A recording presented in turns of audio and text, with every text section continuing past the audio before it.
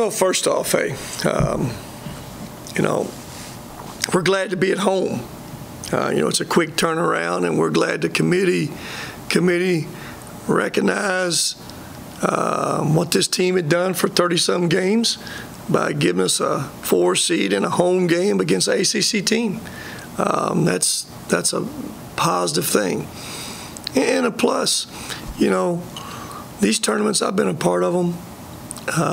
Everybody will be in the NCAA tournament, but it's, again, how you approach them. You know, I've had some experiences getting to New York City, and that's a great experience to be able to play 3 games and get to New York City and play. So, you know, our attitude is we're excited to be in it. You know, we know we're playing a really, really good, you know, Boston College team that won. You know, they were 7-11 on the year in conference play and won 2 tournament games against Georgia Tech and North Carolina State. You're going to see 2 pro guards. I mean, you got a guard that averaged almost 25 points a game in the ACC. You know how good that is. They got another guard averaging 18 points a game. So they're a really, really good basketball team. You know, it's a pretty quick turnaround for us. Getting back in here yesterday. I think they finished playing on Friday. But they got to travel here. So we're excited to be in it. We're excited to have a home game. There's 250 other teams home right now. So we're going to try to make the best of it and get ready to play against a really good team. Big for your freshmen and for moves. I mean, hey, it's good just to keep playing. You know, anytime you can play in postseason play, you know, it's a good thing.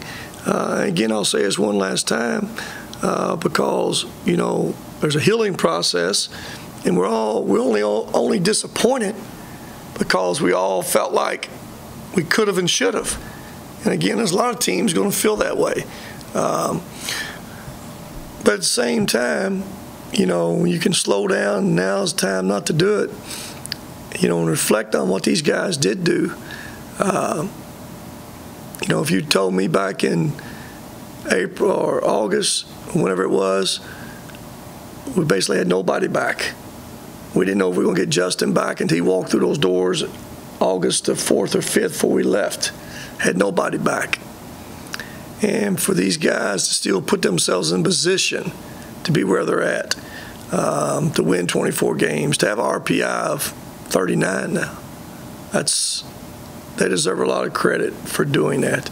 And when we get some, we all want more. And that's the way it's supposed to be. Hey, I wanted more, and we had it right there at our fingertips to go get. And we didn't finish it off. So now that season's over. Start a new season here against a very good Boston College team. Rick, I think every one of their losses has been to an NCAA tournament team, with the 2 exceptions being Notre Dame and Louisville, 2 teams that nearly made it, but I think both of the NIT, just their record doesn't indicate how good they are. And how good are they, Rick? I know you touched on it a little bit. Well, know this. They beat the #1 team in the country, Duke. So there's the answer to your question. They're good enough to beat anybody on a given day. And they went through 18 games of ACC play. And we all know that's a pretty good league. And they won 7 regular season games. They were 7-11 in that league. And that's a 1-point loss now at Miami. I remember seeing that one, and I had studied every one of their wins and losses, and that's a good stat and a bad stat you just gave me. That don't make us feel any better or make us sleep any better if that stat.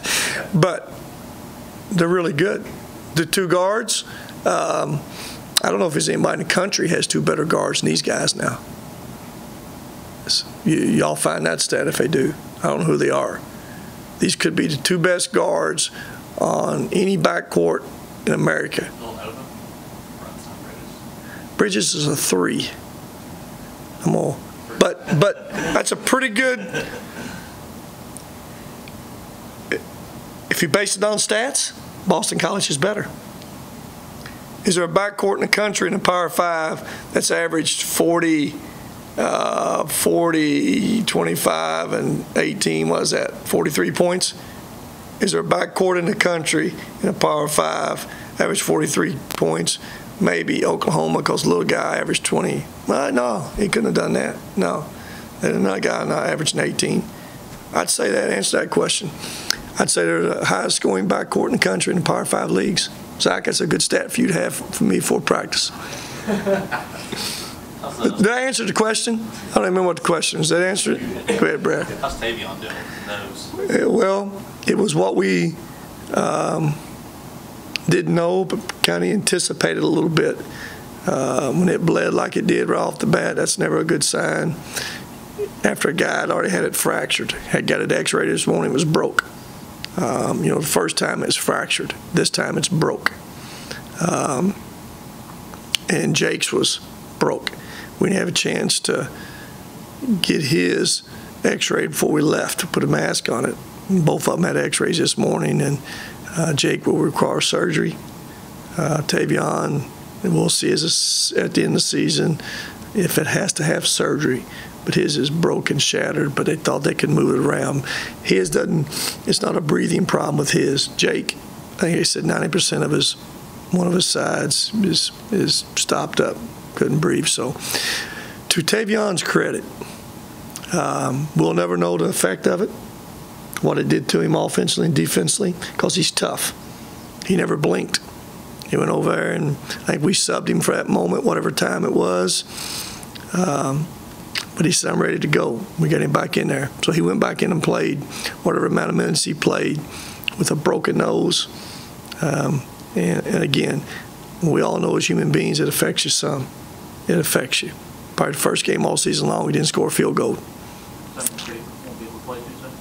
No, both of them will play. Both of them will play. And the doctor left it up to Tavion, since he played without his mask. Do you want to wear your mask or not wear your mask? So at least they both. We don't have two masks because Jake had Tavion's mask on. Is that correct? Yeah. Jake had Tavion's mask. How many teams were playing? Sharon knows. That's a real good one there. We may be the only team sharing a mask, so maybe just can't put them in there at the same time. I want to get your thoughts on Middle Tennessee, not even making the tournament, but not even being one of the first 4 teams out with all they did this season. Well, they're a really good team. We all know that. Really good team. I think when you look back on their season, I think what the committee said was this: they played a tough non-conference schedule, but lost those games. They lost to USC. They lost to Miami. They lost to Belmont. They lost to Auburn. So there was 4 teams they played, even though they played a really tough schedule, they lost to those teams. Their wins were against Murray State, who was the NCAA team, and who else? Ole Miss. And Ole Miss and Vanderbilt, which, when they scheduled those games, I'm sure they thought they'd be better than they were, but Ole Miss ended up being 14th in the league, and Vanderbilt 13th, weren't they? 13th, 14th. So they're really good. We know how good they are on a given night. Whatever happened to them, happened to them. We know what happened to them at Middle. They got beat by a Marshall team that's capable of beating you. What happened to them against Southern Miss? I didn't get a chance to watch, but last 30 seconds of the game and the overtime. I have no idea what happened in that game, why they weren't able to win that game. But when you get into postseason play, winning and losing is a fine line, as we well know. I preach this from day one. Winning and losing comes down so many times. One play. One more rebound, one more stop, one more free throw, one less bad call. It's just a fine line. That's why, as a coach, as you preach, you play every possession same. You play every possession like it's a winning possession. It's the last possession. Everything is magnified at the end. Everybody says Monte's shot if it just went down and went in and out. But you know something? There was a half a dozen other ones throughout that game around that rim, in that post. Just score one of them. But everything gets magnified towards, like I say, late in the games. Do you think Conference USA can become a multi-bid league, or are you guys going to treat it going forward as you have to win the tournament to get in? Well, I think there's no question we can. We can look back let's just take the two teams. I don't know what Old Dominion's deal was. I don't know. I guess they didn't play many people in the non-conference. They had a really good record, just didn't play anybody. But I think you look at Middle and look at us.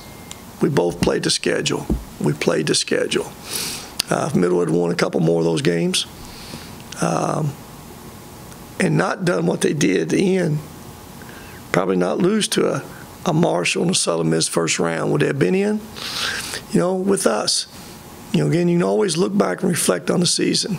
There's always a couple games that we can look back on throughout this thing. We got a Wisconsin game.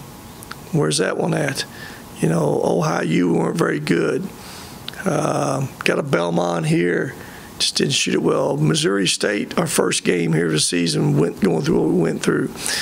And then through the season, you're going to have a game somewhere you're not very good. You hope you're good enough to win those games. The game, you can look back through 18 conference games, and there's one conference game you can look at, say, San Antonio it's not a bad loss.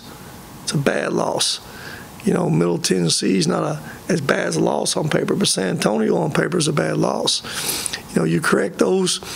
I think there's no question it's an opportunity for two teams or a two-bid league teams in this league. But it's a fine line. It is a fine line. And, and again, Middle, I would think, and I ain't speaking for them, but I think they were probably prepared for it this year. If they hadn't won last year, everybody says they weren't going to get in. Who knows? Last year had been harder on them than this year because of what they did. I know Kermit knows when you lose at home to Marshall at home and lose Southern Miss, you're setting yourself up for not to get in. You basically play your way out. If they'd won those two games, would they have been in? We will never have the answer to that question, but that's the question they're kicking themselves about. And I would think if they'd won those two games, they would have been in with that RPI, wherever it was. And if we'd won a couple more games here or there, could we have gone to the championship game and not got in? If we would have won a middle game here, won San Antonio, all of a sudden we're tied for 2 losses. That's league champs tied for league champs. Get to the championship game then. Do we get in? With who knows what the RPI have been. It had been some tough arguments to keep us out. So it's a fine line. And I've learned a long time ago, only worry about the things you can control. You better win. Because you leave it in somebody else's hands, expect the unexpected. Been down that road too many times. There's some experimental rules that they're going to be testing out. Do you think those would be good for college basketball in the long run? Well, I do think this. I think the girls, seem to like the 4 quarters. The times I've watched the girls' games, I kind of like it. I think the 5 fouls seems to be a decent rule. It'd been a good rule for us this year because everything after the fifth foul is double bonus. We would have liked that rule. We'd benefit from that rule a whole bunch. So those 2 we like. I think it's going to be okay. The 3-point line being pushed out another 1 and 8 inches probably wouldn't affect us at all. So that's probably a pretty good rule right now for us. The widening of the lane, hadn't experimented with that enough. I think everybody in basketball likes that. I think it's, spreads out the court a little bit and makes post players a little more skilled. Those guys who are a little more skilled makes them a better and more effective offensive player. So I think all 4 of the rules are pretty good rules as we move forward in the men's game. I wouldn't be surprised if any of all of them are not adopted here real soon. Give me that one, Mike. Yes, sir. What do you want to see your underclassmen learn from the postseason experience? Just going through that. I know they got a taste of it with the Conference USA tournament, but this is a different level. Well, the biggest thing in these kind of games, Mike, are this. Maybe I addressed it earlier, maybe I didn't. It's the ability just to get back and play with them, get over the disappointments, and play with the emotion you got to play with to win. I mean, that's the biggest obstacle that you have to overcome in NIT, and particularly playing on Tuesday night. Now, if you win a game, as you move forward, you get that behind you.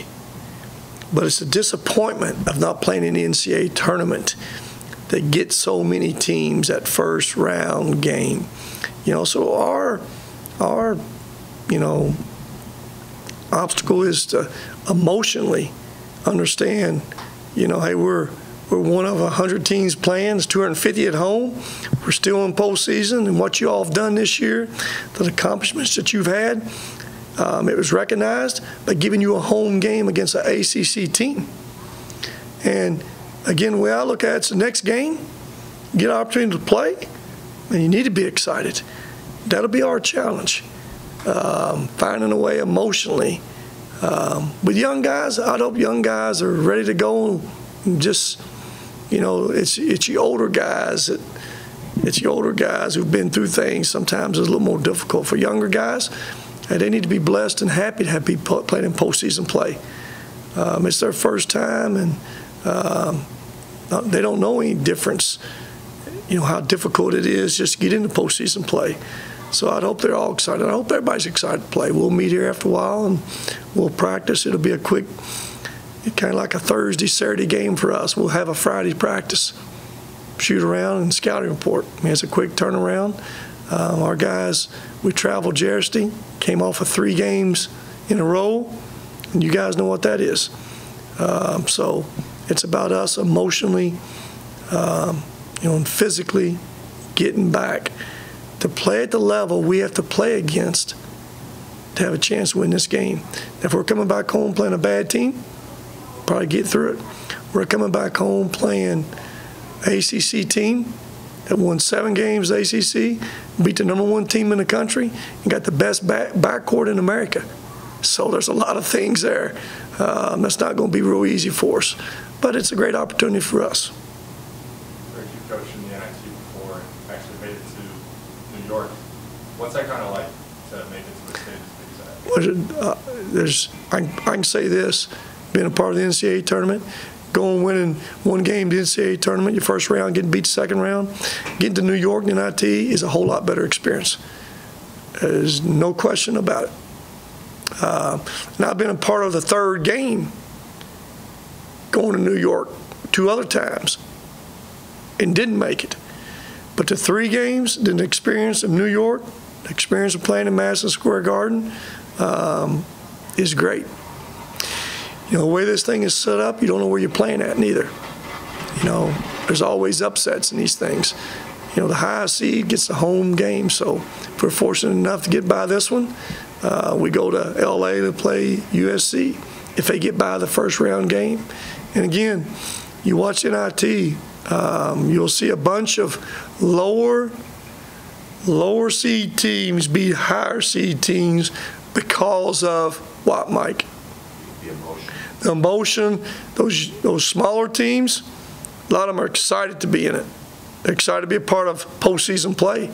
Haven't been a part of it. A lot of the high seed teams are still recovering from disappointment in the NCAA tournament. And it happens. It'll be multiple times you'll see it happen in this tournament. How did they go win there? This is a great field. I mean, you look at the top half of this field. There's 16, 20 teams right off the bat could very easily been in the NCAA tournament. There's 12 conference championship teams who didn't win their championship tournament, got the automatic bid, but won their regular season, who are playing in this tournament. 12 of them. That's the first. So there's a lot of really good teams, but the only one we have to worry about now is Boston College. So, any other questions? Give me one more. One, Mike. Rick, I wanted to ask you about Mustafa, and I think everyone around the team and that covers it, what a wonderful young man, and just watching him, you can see the potential. I don't want to say he's rusty, but just he at times looks like he has not played a game in a long time, but do you see his confidence? Where does it stand right now? Well, he's probably lost confidence. That's number one, because he hadn't been real productive in the games. But what you just recognize as a person, team loves him, because you couldn't ask for a better teammate. He's our hardest worker. He's one of your toughest guys in practice. He provides great leadership vocally, and when you can talk, that's energy. Guys who can talk, that's energy. And he's the best we got on this team. That's why everybody wants to see him do so well. But it's very obvious the game still is moving so fast for him. You know, he don't always catch that ball coming to him. Because he's having to think, he's slower to react versus just reacting. And rusty's a nice word. I mean, he hadn't played. You know, he had 1 year of junior college, and that's like not playing sometimes. But because his work ethic, his attitude, his character, he will continue to get better, because he'll live in a gym. And whatever experience he's gotten this year, sometimes bad experiences can really be good for you, as long as you approach them the right way. You know, young guys come in sometimes think this thing's going to be easy, until things don't go as easy for them as you have to. Now all of a sudden they understand when you tell them, hey, Joe, you need to get in that gym, work on that shot. Well, Coach, I can shoot it. Well, shooting in high school and shooting in here are two different things. And so sometimes when things don't go as well for you as you like, it can be a positive thing. It's how you approach it. I know how Moo will approach it. Moo's going to approach it. Hey, some of those things he thought he could do, not quite as easy, didn't come as easy as he hoped it to come. He'll go to work and get better. I got it?